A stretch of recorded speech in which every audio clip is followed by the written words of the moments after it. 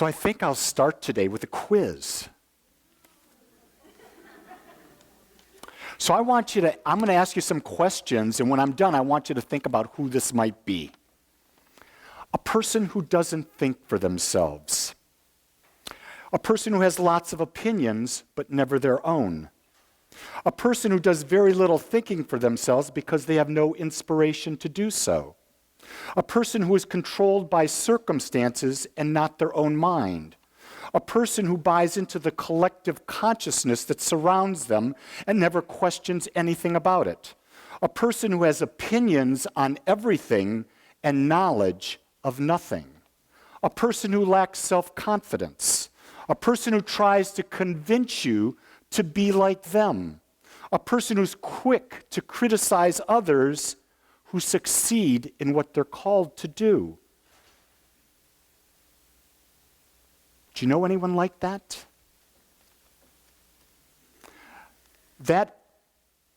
Those are words written by Napoleon Hill. And those words describe 98% of the population of our country and of the world. Isn't that interesting? Those describe 98%. And so what are those people called? He uses the word drifter. He calls those people drifters. Why are they drifters? Well, if you think about it, it really makes sense. If you're in a boat in the ocean and you do not have a rudder in the boat, what happens? You drift wherever the current goes, right? But if you have a rudder in the boat goes where the rudder leads. And so you have the ability by moving the rudder to take the rudder and you can guide where it's going. So what's the rudder of your life? Let me ask the better question. Do you even have a rudder? Now, Sheldon looked down. I don't know why he did that. But that's not the rudder we're talking about here. You can laugh. That was funny. Anyway, the rudder this is what a drifter is. This is the difference. Denise is shaking her head as she always did. The first day she met me, she shook her head and said, "Lee, can you come out of there?" And I said, "No." I said, because that's authentically me and I can't change that. You see, this is the key thing. The difference between people is one thing, and that is their purpose. When you have a self-described purpose, that becomes your rudder. That becomes everything. Then the essence of who you are, your personality, forms around that. And that purpose that it forms around becomes the uniqueness of yourself as you express yourself into the world. So the question of becoming a person with a rudder is to understand and identify, what is your purpose? What is it that juices you? What is it that brings you forward? And we ask this question so often, and many people that I know get lost. They get totally lost in the idea, well, how can I have a really grand purpose? Wait a second. Can't you have one purpose, one step at a time? Isn't that what we're seeking? Isn't life an eternal journey that's going on and on and on? And if life is an eternal journey going on and on, why not just focus on what's the next question? What's the next step? What's the next way I can be more authentic? What's the next way that'll go in that direction? And just take it one little step at a time. And when we're taking it one step at a time, there's no way that we can get depressed. There's no way that we can get off center, because the only time we get off center is when we center ourselves on an idea so big, so vast, so far beyond that we have no possible way of reaching it. But if we go on a step basis, it is feasible. We can see it, we can taste it, we can touch it, we can feel it. And then when we're on that journey, here's the key thing. When we're on that journey, we're not meant to do it alone. We're meant to mastermind with people. And I really started to explore Napoleon Hill's idea of mastermind over again and understand that there is power in the collective wisdom of a group. Because the collective wisdom of a group comes from various perspectives from all over. And then so if you've got an issue and this is your goal here and you've got one perspective, 3 or 4 or 5 other people in that group will have a different perspective, and that's universal intelligence coming together to say, okay, take this, assimilate this, and find a way that you bring that forth in the best way that will serve you in the unique way that you process. So, for example, if I'm in a mastermind group and I've got an issue and I hear it and I hear 5 different things coming at me of suggestions, and there's another person that's in the group and they get the same 5 things, we'll each approach it differently. Why? Because we're different people. Well, what's right? They both are. Isn't that the idea? That no one is ever wrong? I really want to go there now. Because this is really an interesting thing, because we are brought up in a competitive society where someone's got to be right and someone's got to be wrong. And I'm going to tell you, if you've ever been in a heated argument, anyone here been divorced? Don't raise your hands because it's all of you. And in that moment of that, isn't there a time when you're both looking at each other, you're not looking at each other, whatever it is, and you both feel you're right? Or you're in a business situation and there's controversy going on and both sides feel they're right? So who's right? They both are. Why? Because it's the perspective from which you're coming at it with that determines whether or not it's right or it's wrong. See, it's a perception. It's a matter of what is your belief structure. From my belief structure, polygamy is not something I will engage in.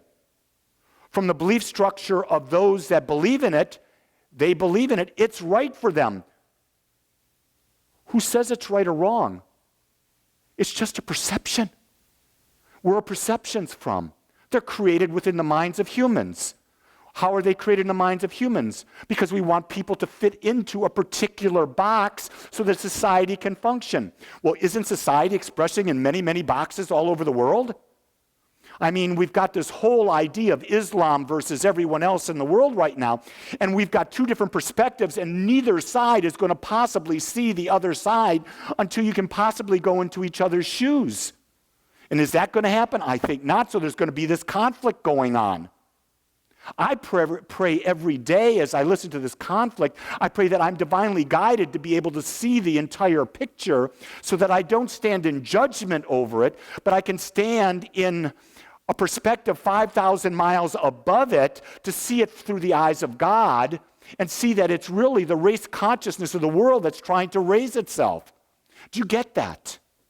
Do you get that all that's happening in the world right now is trying to wake up society, and society, wake up. This is your consciousness as a collective that has created what's happening.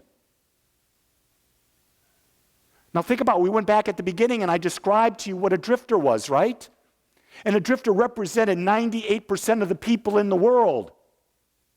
So is not the consciousness of the world basically a drifting consciousness moving here and in and out? Well, if that's the case, do you think you're going to have harmony on things as big as a religious issue? I think not. This issue's been going on for thousands and thousands and thousands and thousands of years. Religion has always caused that because religion sets set dogma. See, we understand that there's good in all religions. I don't care what the religion is, there's good because there's a way it helps people to find their connection to that which we call the infinite. So at Agape, we believe that there are infinite paths to God and we believe that there's good in everything.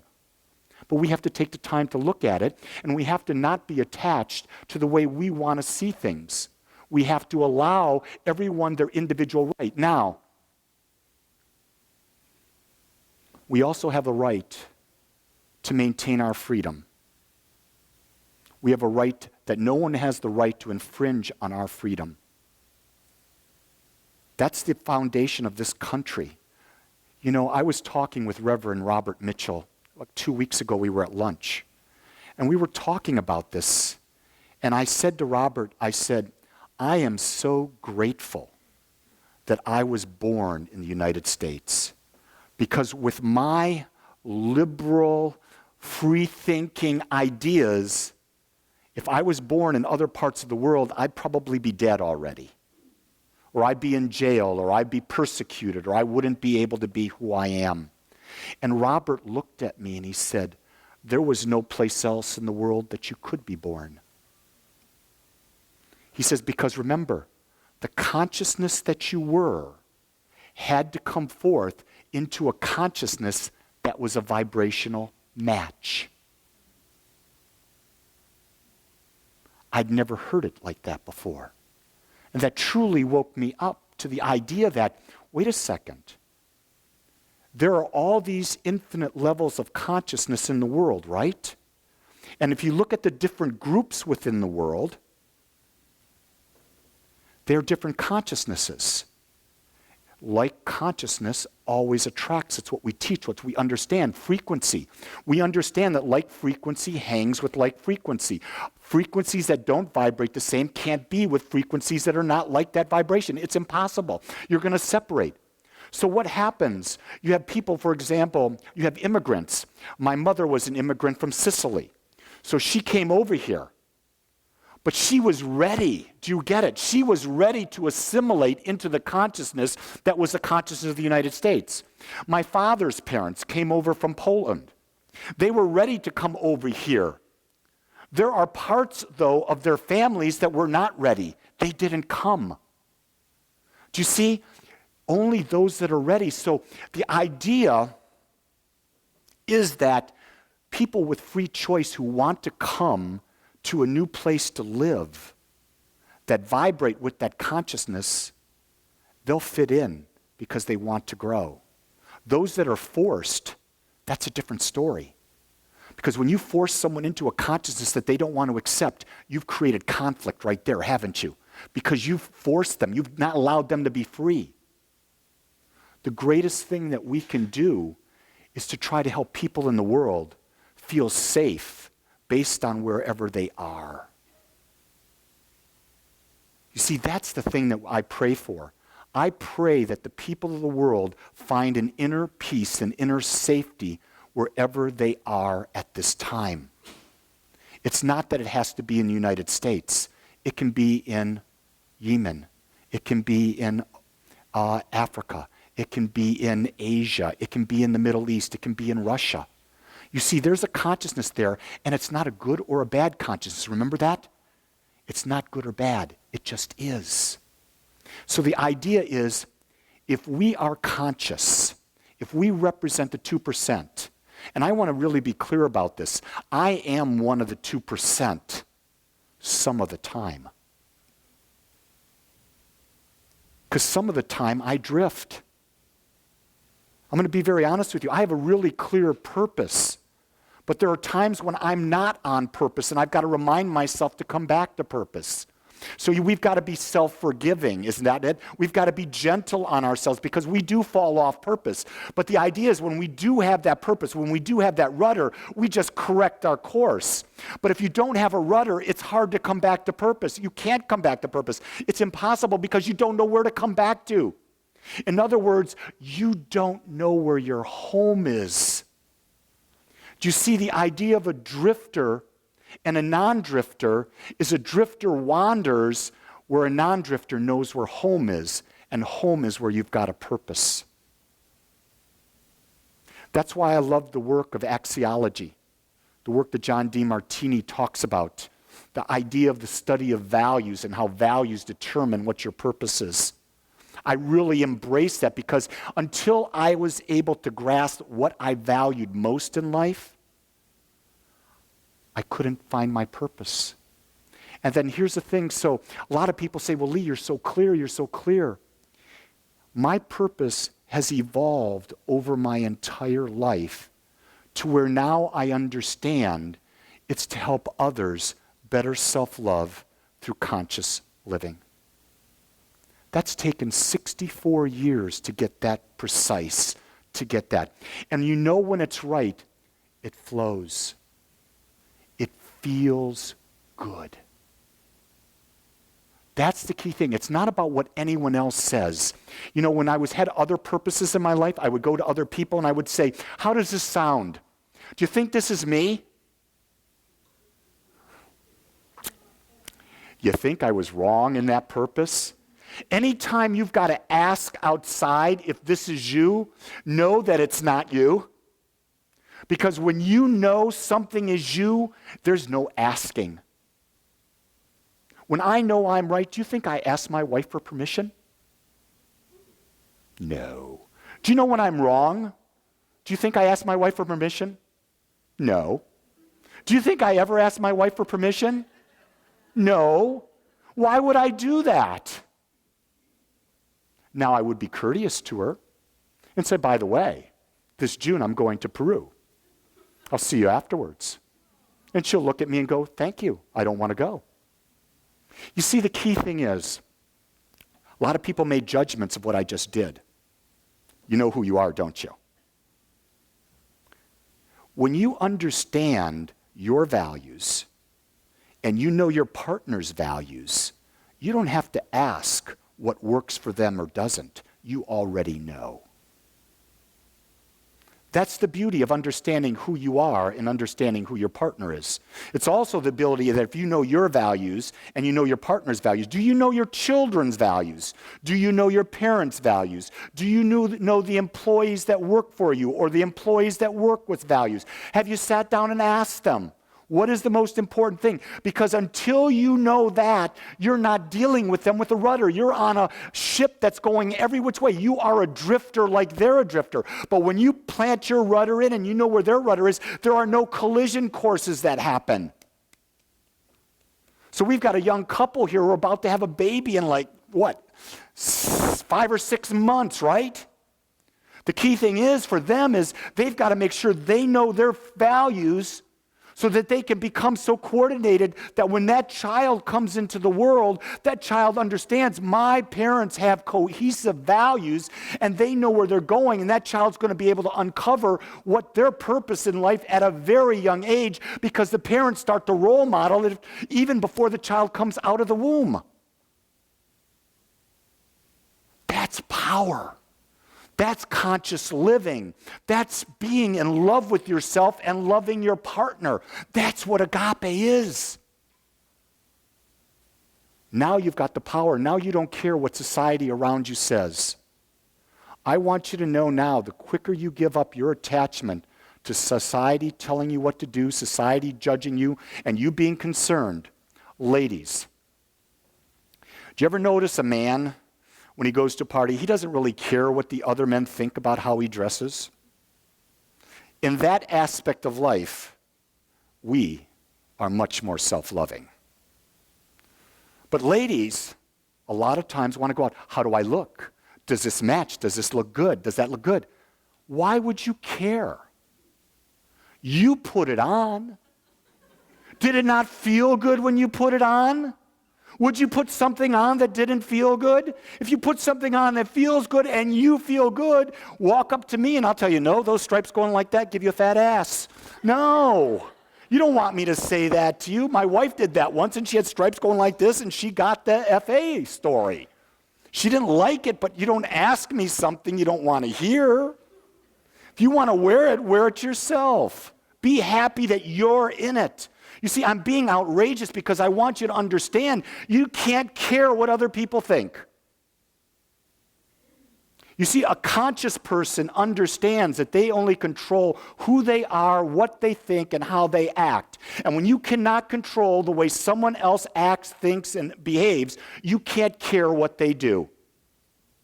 You can't care what your children do. You can't care what your spouse does. You can pray with them.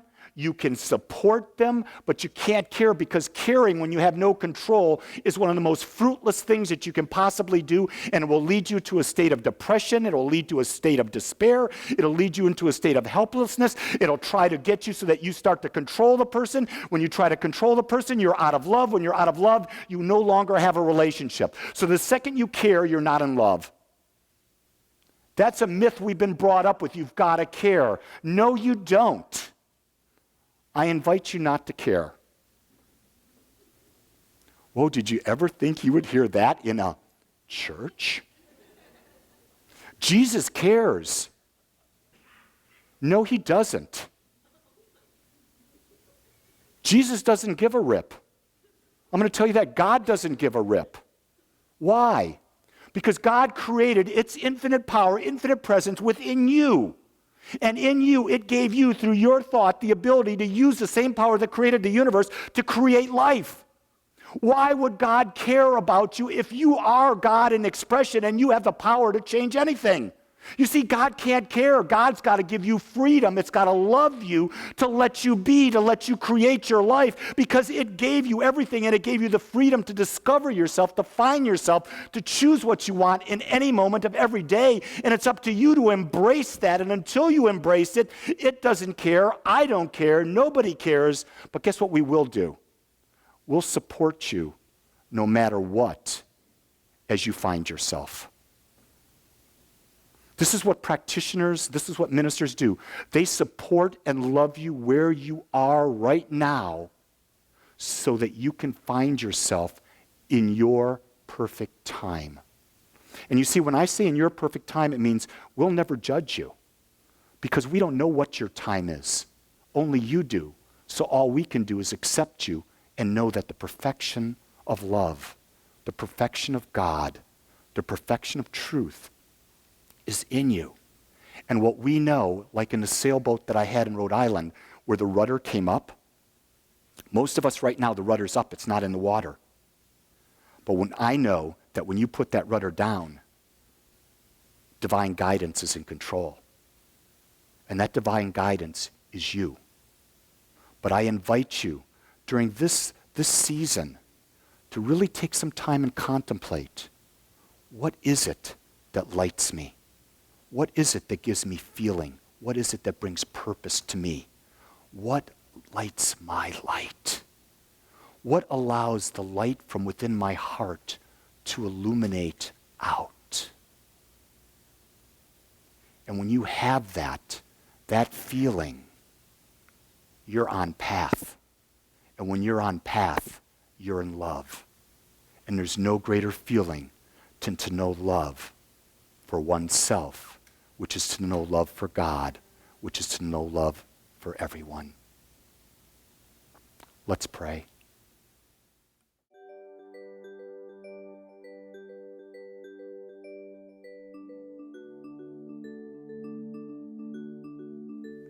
I want to thank you for joining us today. I am so grateful that you took your time to watch or listen to this message.